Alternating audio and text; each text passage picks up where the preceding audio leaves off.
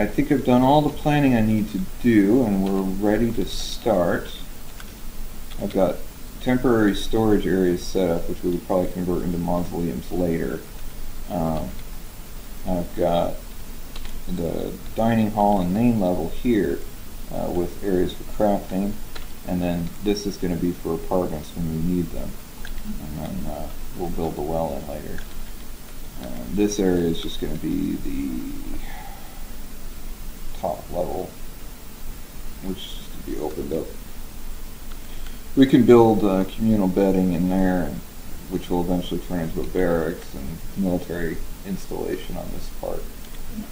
So, here we go, unpausing now. And everybody is going to work, except the guys that don't have any jobs, because their job is going to be hauling as soon as we get the areas cleared out. And we've got some dude gathering plants. It's not really that big of a deal right now. The main thing is just to get the miners into position. And once we've got some stone, because they're going to get some stone for us, then you can make the fishery. Yeah, and it looks like they're just getting rock right now. Okay, yeah, with sand and rock. Okay. You know, they're digging right next to the caldera, and it's like, it would be so easy for something to just, and they'd just go flying into that thing and die miserably. Yep. And take our pickaxes with them. Mm-hmm. We can't afford to lose anything right now. Alright, we have stone now. Good. So let's go build a fishery. And then that'll get the fisher dwarves on something, making food for us, although we don't really need food. Tanganade's stash has a lot of food in it. That's why the main concern right now is actually getting that tucked away. Yeah, the stockpiles built. Workshop, fishery. Hopefully we won't have a bee in the fishery this time. Oh god. I remember that dwarf just running away from fishing. Nobody was fishing because there was a big bee. Yeah, can't have fish because there's a bee in the fishery. Just kept running away from the fish. I was like, guys, it's a bee. It became a children's song. Yeah. The dwarven children would dance around in a circle. Can't have fish cause the bee in the fishery. Bee in the fishery. Bee in the fishery. Can't have fish cause the bee in the fishery. Why not just get together the militia and designate the bee as target? Well, Send out an army for a bee. The army can't target bees. They can't. No. It's not possible to target a bee. Okay, throw a cat at it. That probably would have worked. I bet there's like dwarven fishermen, like bee comes around, he's all, I don't know, that is a bee. I get stung. I don't know if I'm allergic, but I don't want to find out. Run away is a bee. And then the flaming skulls came, and nobody did shit about that either. So Yeah. Well, there was a whole fort full of Nancys. well, to be honest, they were also rednecks. I mean, remember some of the crap that they did with their redneck crap? Yep. And they got blamed for killing that caravan when actually the exploding skulls set them on fire. We Yeah. got some good supplies from it, though. Yeah. The elves were pissed. All of the metal shit. Not our fault. Yeah. They blamed us anyway. Just because it's our territory doesn't mean that we can kill off the 40 flying fiery skulls. Yeah. That's why I was worried about this site, because, I mean, dragon raptors, regular raptors, zen infectors, foul blendex, bladefoot rankers. I mean, geez, this site is... yeah. I think Tanganade killed most of them, but I don't know. There could still be some creatures lying in wait, and they could come in from somewhere else too. The creatures will migrate into areas, so we may not be entirely safe. Has Tanganay graduated from demigod into god? I don't know. He's a legend, though. If we were looking at the legends last night, the legends list, Mm-hmm. and he is known across the island for his heroic acts and bravery. Is the fishery done yet? I think there's a way to set up like snap to points for the camera to zoom to. I don't know how to do it. There's F1 is just the default where you started out, but there should be a way that needs any fishing. Why is nobody building the fishery? Come on, people. I told somebody to fish, I think. Okay, I didn't. Okay. Well, that would explain it. I didn't tell anybody to fish. Well, I guess that would be... Okay. The fish cleaner and fish dissector can be the same person, so... There. Now we have a fisher. Oh, I need to set up a military. Jeez. Alright, we'll skip this one. People at home might want to see how to create a military because this is really complicated. Alright, so what we're going to do is we're going to set up a basic, just a basic rudimentary... Oh, actually, before I do this, I want to designate the weapons that Tanganay brought because those will really help us out. Now, most fortresses won't have that kind of an advantage, but, well, we do because we have Tanganay. But Tanganay isn't all a blessing. It can be a bit of a... Anyway, what's that? There is a lark flying right over the caldera. Well, it's a bird. He's gonna get toasted. We're having cooked bird tonight. Someone could go diving for it. Yeah. Yeah. Well, yeah, that's true. Did I just say Zen Infector? Yes. Yeah. There are... A Zen Infector bit off Tanganay's hand. Oh, that was a Zen Infector head.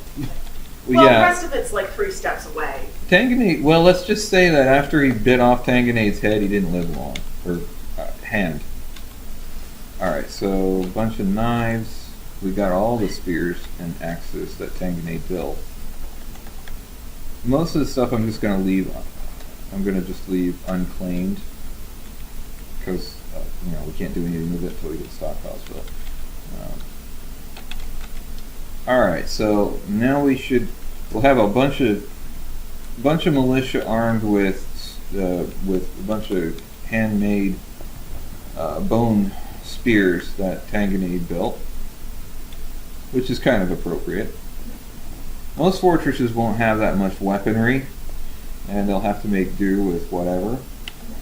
But it's the same process either way. What we do when we create a militia is we go to uniforms, and we add uniform with C, and then name it militia.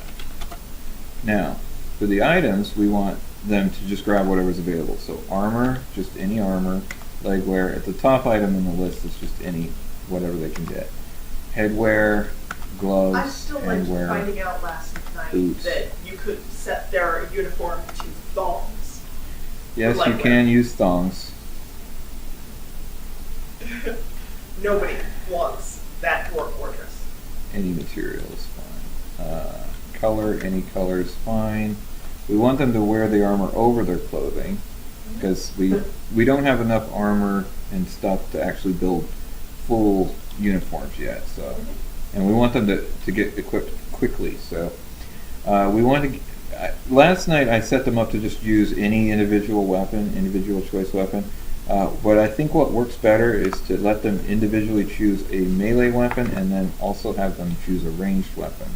Yep. That way they're equipped for both ranged and melee. I don't know how well that actually works, but we'll find out.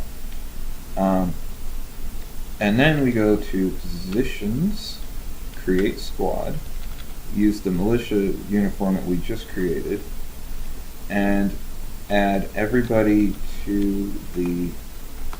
Actually, I want to have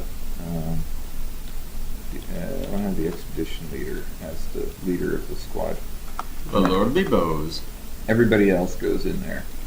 And you can change the name of the squad if you want to keep track of it. So, militia. So everybody goes into the militia. This is the safest way, because that way if you get attacked by something serious, you could just turn every dwarf into a fighter. And if you've given them all fighting skills, that works pretty well. And it's kind of a safety net. If something big comes along, you want all your dwarves to get together and just gang up on it. Mm-hmm. Otherwise, it'll just pick them off one by one. As we learned last time. Yeah, this gives you the best chance for survival, but what also happens then is if you activate the military, everybody stops doing what they're doing. So if they were doing like crafting stuff, then they stop. Which is usually actually what you want if something serious comes along. Yeah, that doesn't sound like a bad thing. Yeah. Normally what I'll do is I'll keep them on inactive alert, which they are set to automatically. You turn them on active if you want them to grab their weapons and get equipped. But keep in mind, it does take them a little while, so you want to be preemptive with it if you can. Sometimes you can't always do that. Anyway, if they're inactive, they will take on their military roles, but they won't actually equip themselves, and they'll just keep doing what they were doing, crafting, digging, whatever. They don't actually grab their weapons and start following orders until you activate them in the alerts menu, which is here. So hopefully that helps people out. It's kind of a crash course in building a militia. It works reasonably well for a starting fortress, but the system is very complex and there's a lot more that you can do with it. Once you've done it a few times and kind of experimented with things, it gets a little bit easier. But that's the basics. And keep in mind, even if you do set up a good military, it won't necessarily save you from destruction. You could still end up with a situation where something just kills all of your dwarves anyway. That's Dwarf Fortress for you. Remember, losing is fun. Yeah, losing is indeed fun. And even if you do lose everything, you can always just reclaim the site with another group of dwarves and pick up where you left off, sort of. Unless you flood and drown everybody, like I always do. Yeah, well, yeah. Pretty much the state that you leave the fortress in is going to be the state that you find it in when you reclaim it. And if it was overrun by goblins, well, you're going to have goblins. So bring some troops. Anyway, that's Crash Course in setting up a very basic military to defend a very basic fortress. We'll have to do more with them later when we have more dwarves. But everything seems to be going pretty well so far. I'm really jumping all over the place with this camera. Where's the... Oh, there's the fishery. Fishery's hard to see. Alright, nobody's building the fishery yet. Oh. Apparently this guy is supposed to be building the fishery, but he's not. Well, he's not there yet. He's just slow. We got somebody fishing. Oh, it looks like the river is no longer frozen. Good. So this is the fisher guy. What is he carrying? Does he have anything yet? I don't think he's caught anything yet. Alright, so the fisher hasn't caught anything yet. I hope he can catch stuff from there. I didn't designate the actual water as a fishing source, just the shoreline. And it seemed to accept it as a fishing source. I don't want them going out on the river when it's frozen and then, falling into it when it melts. And because not all of my dwarves can swim.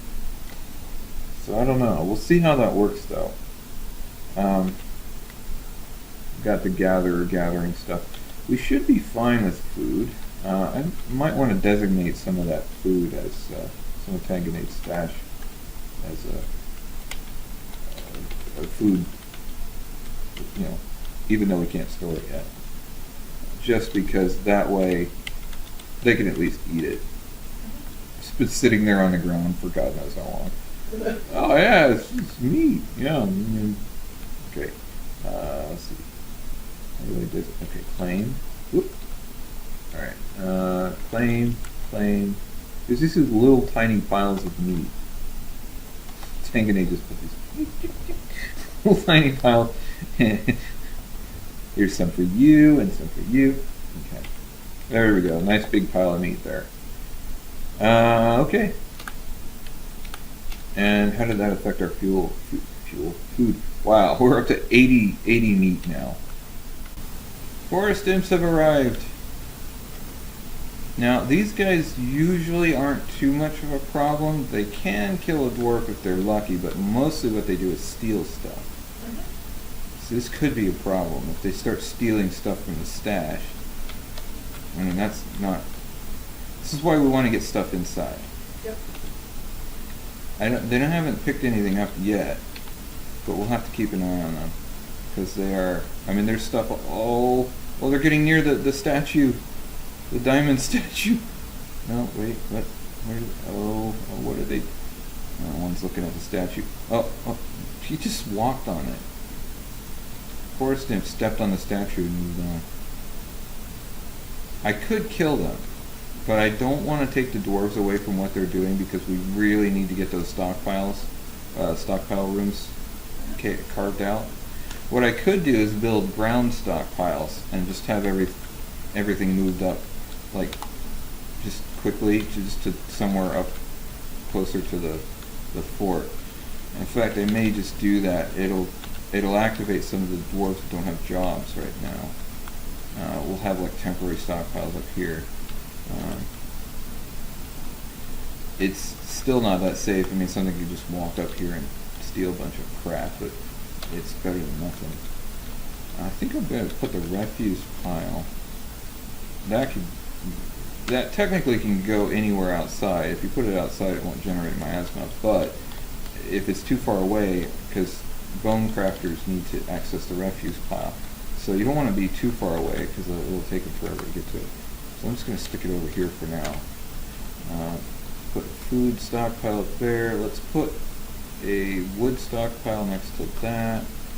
These are just going to be small stockpiles. We don't even need a stone stockpile because it just takes way too long to move stone. We'll put one in when we have a mason shop. Okay, so I've made up just a general temporary storage area up here on top of the entrance. Once we get the actual proper storage areas built, then that'll be fine. Actually, these areas are going to be the proper, technically, well, actually they're not so much proper as they are just temporary but more secure inside. And then we'll convert these into mausoleums later, because we're going to need them. I've played enough Dwarf Fortress to know that, yeah, you need to have places for your dead. Because you're going to have dead. God. Alright, actually, let's do this, because this is pretty much symmetrical. We'll have this long, kind of snaking passageway that goes through. Well, maybe not. We'll store all the goodies in here, and then we'll store all the deadies in there. What I want to do, actually, the proper storage is going to have the storage where the crafting areas are going to be. So, like the mason's workshop will have the stone storage like above it, and then the carpentry shop will have the wood storage above it. And then there's going to be areas, of course, that share storage. So, like the craft dwarf uses lots of different kinds of things. So it'll be in the generally the same area, and I'll have the storage areas all kind of linked to each other, so it's easy to get around through them. But they'll also be off the main path, so you won't have people just stomping through the storage areas all the time and reducing the quality of our raw materials, which is what happens. Like if you have your food storage in the main hallway and people are just running over it all the time, the food will lose quality. So basically you just want to kind of keep things convenient and make sense. And then once we've got all that stuff built, then we'll have room for the dead. And I'm sure the dead will appreciate that. And believe me, that is a concern, because ghosts will rise if the dead are unhappy. Okay, so we can do this. I'm being very careful when constructing this area not to breach the outer wall, because that will create a security breach. And this is the area that we really don't want a security breach, because this is where we're going to have all of our stuff for a while. And then, of course, once we have the dead people in there, we don't want people or creatures coming in there and robbing our dead. Yep. That'll cause ghosts. That'll cause ghosts and possibly worse. Plus, it would also give them a way to get into the fortress. And since we're going to have our storage, this is going to be, I think, yeah, this is going to be our storage area level 2. The storage area and the mausoleums will be on the same level. And then this is the level that we will have the crafting and dining halls. And then down here we have the apartments. So we'll have, might want to actually, well, I don't think we should dig a channel quite yet for the well. But I want the well to come up in the middle of the dining room. Usually I put tables in the middle of the dining room, but I think in this case Put tables around the edge. we'll have 2 tables with a well in the middle. I've got the table here with chairs all around it, well in the middle. Alright, so we're going to need to have a straight run down. Building wells is kind of tricky. You have to build a stairway down alongside the well so that the dwarves can actually get access to the stone that they need to dig out. And then, you know, build the well. You just need a bucket. And, some stone. I think stone blocks, which you can get with a mason. And you need a rope. And I think that's it. Oh. This is Tanganade's right hand. So can we build a shrine for that? Yeah, we're probably going to want to do that, and soon too, because it's going to go bad if we don't find a way to preserve it. I'm claiming it now. I might as well claim that Zen Infector corpse. I hope they don't throw his right hand in the refuse pile. No, they won't, because he's a hero for one thing, but he's also a sentient being. So once we have a burial site, They'll bury his hand. I don't know how that works. He's not dead. Tanganade's not dead, but his hand is dead. How does that work, I wonder? Well, we'll experiment with that. We'll try. There are a number of different ways that you can handle body parts. That sounds dirty. But we'll find. This will be interesting. You're back. We found Tanganade's right hand. Oh, awesome. Yeah, it's just lying here on the side of the hill. Did you leave the panel? Yeah. Okay. Did you shut the door? Yeah. Okay. So we don't have a You place should for save it. it as a relic. Like, Yeah, put that's it what on we're ice thinking. or something. That's what we're thinking of. We've got to find a way to properly Enshrine commemorate it. Yeah. So we've got the catacombs carved out, which will be our temporary storage for now. This part. These are the mausoleums. Well, right now they're actually going to be our temporary storage area. You're already planning for mass deaths. Well, This we is got Dwarf 2 Fortress. corpses we gotta. Yeah, it's Dwarf Fortress. Plan early for mass extinction. Well, we do have one rotting adventurer corpse, Yeah, and we do want to have get the rid of hand that. of Tanganade Sweet Beer. Yeah. Oh, we just struck silver. That's our Nice. first medal. Mhm. I knew this area was rich in silver. I'd been actually talking about it a few times when I talked about the fortress. So we're going to have silver, which is good. We'll have obsidian and silver, which should set us up pretty well for all manner of supernatural things. Obsidian obviously is lava resistant and fireproof, so we'll be able to handle demons. Although I don't think we can make armor out of it, but I think we can make swords out of it. And then we can use the silver to make weapons as well. And silver, I think, has a damage bonus against certain types of creatures like undead. I think they're wares. Yeah, wares, and I'm fairly certain they work against undead too. Oh crap, we have struck Blood of Armok. What is Blood of Armok? It's part of the title. Yeah, Yeah, but Rough Blood of Armoks. Several Armoks. This is a Rough Blood of Armoks. oh, it's a stone. I think. Okay. No, it's a gemstone. Yeah, that's what I meant. Oh, okay. You can use gem cutters. I haven't even actually seen that before.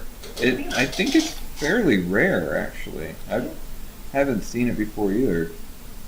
Well, that's auspicious. I do know that there are. Where did it go? Did somebody just grab it? I think so. Yeah, I think somebody just nicked it because I've got a gem stockpile set up. Ooh, wow, that's pretty far down, actually. So it was like, hey, cool, Blood of Armok. Yeah. Oh, yeah, there it goes. It's in our temporary stockpile. Yeah, just leave it out in the elements. Well, we don't have a space for our proper stockpile just yet. So I just kind of stuck it up there. At least that way it kind of puts everything in one spot, because there's crap all over the place. Once we get the mausoleums built, we use them as storage space. And then once we've got the crafting areas built, that'll be our final storage space. The proper storage space. So, I'd say everything is pretty much going well. All the dwarves have worked now. Yep. And I think we've got some fish. Not like we need food really, but Yeah. it keeps the fisher dwarves busy and gives us a variety of food. Oh, the fisher, what is he? This is, I think, the fishery worker. He's asleep. He's sleeping in the fishery. Well, it's got a roof over it, He's unlike just- most places. Yeah, and he's actually about 10 feet away from the adventurer corpse that's rotting by the river. Oh, he just woke up and ran off. And a couple of beak dogs. Yeah, a couple of dead beak dogs. At least all of the monsters are dead. I mean, that's that's a good thing. Yes, it is. Who's the swimmer? I'm thinking about the channel now that we're gonna have to build for the aqueduct.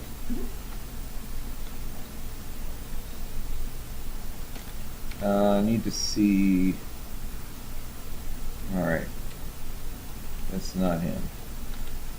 Well, we don't need to worry about that just yet.